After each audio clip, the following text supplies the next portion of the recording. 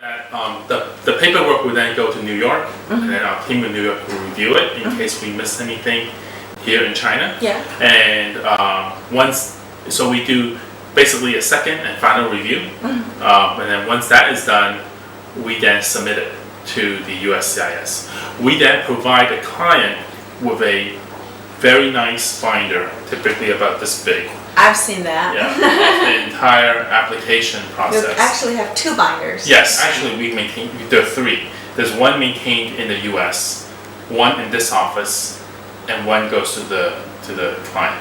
Yeah, there are two binders for each applicant. Yes. Right? One's for project, one's for personal Yes, information. that's correct. The reason this is important is because you never know when there are going to be questions from USCIS, and you never know when you will need to review the documents again, not only through the I-526 process, but also the I-829 2 years down the line. Right. And you want to have those documents ready so that you can reference it anytime you want to. Okay. This is extremely important because for a lot of the smaller immigration law firm, I can tell you they don't do that. And what happens is you have pieces of information here and there, and it's very difficult to find it 2 years later on, Right. 2 years after, to Right. try to put everything together again. David, can you explain a little bit? You mentioned RFE earlier. For most F1 students, in their mind, it's either a denial or an approval.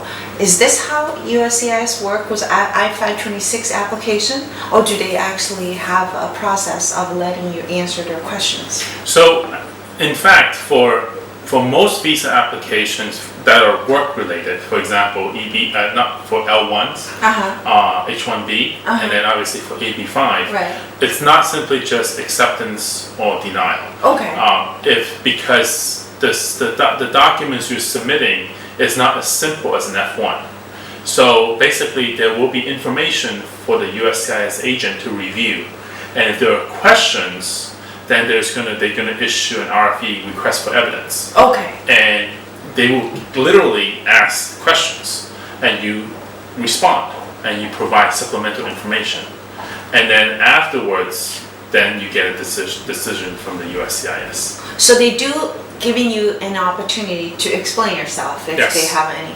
So your firm, do you help the applicants to answer all the RFE questions? Yes, we do that. In fact, what we have done is we not only answer the questions and talk to the client about how to answer the question, because at the end of the day, we are trying to get an acceptance. So we Right. need to, there's got to be a strategy when answering these questions. But more importantly, when we do get an RFE, we want to think about, okay, are the questions being asked, do we think that this will eventually lead to a rejection?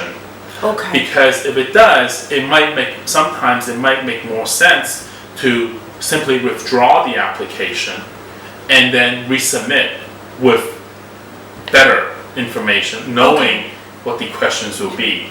And we have done that, and it does make sense sometimes when that happens, because then you don't have a denial in your record. And So RFE is not a denial. no, RFE is not a Okay. denial. No, that's correct.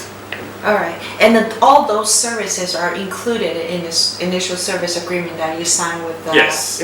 so they're, again, for F1 students, probably pretty essential Yes. too. There will not be an extra charge for answering RFEs. That's correct. And Okay. as I said earlier, so far for EB5 applications, we, knock on wood, have not had any RFEs. Well, we sincerely hope you keep that record going.